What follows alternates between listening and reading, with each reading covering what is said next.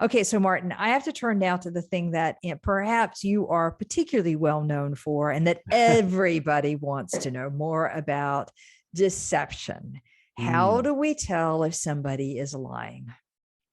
This is one of these topics that just seems to absolutely fascinate people about the body language of deception.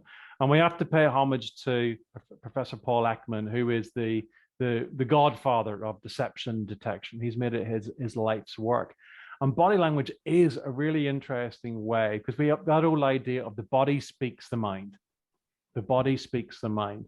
So when we know, because the person who's lying, unless they're a malignant narcissist, they know they're lying, right? So lying is an unnatural human state. It makes the average person feel uncomfortable.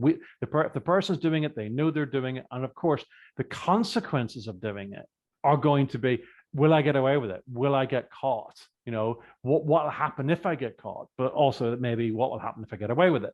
So there's all sorts of internal conflict in the mind. And then that will show in the body language in a variety of different ways.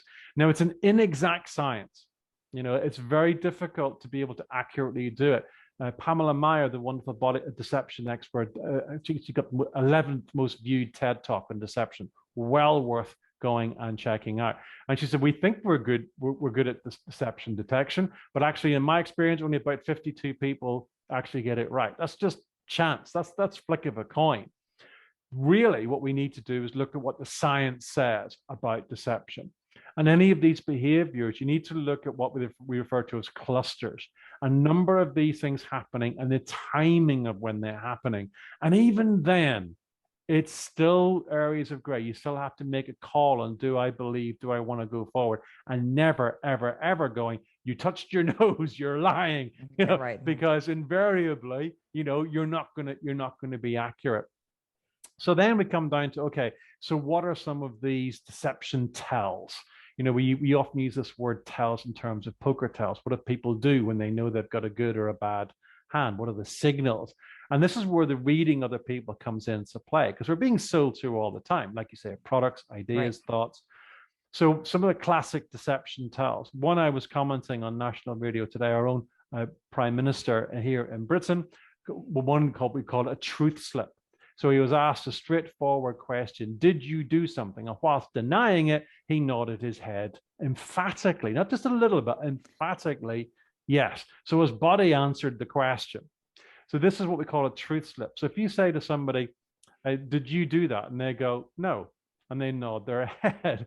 And President Richard Nixon very famously stood up in front of the nation and said the words, people need to know whether or not their president's a crook. Well, I'm not a crook, and nodded his head, yes.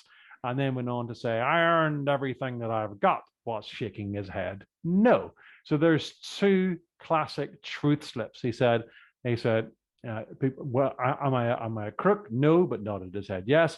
And insinuated that he'd earned legitimacy, everything that he got, and he shook his head, no, I didn't. So that's a truth slip. Okay. Then another good deception tell is one called Duping Delight. And this is where people are asked a question and they've rehearsed. We talked about the power of rehearsal, but in this case, they've rehearsed their deceptive answer.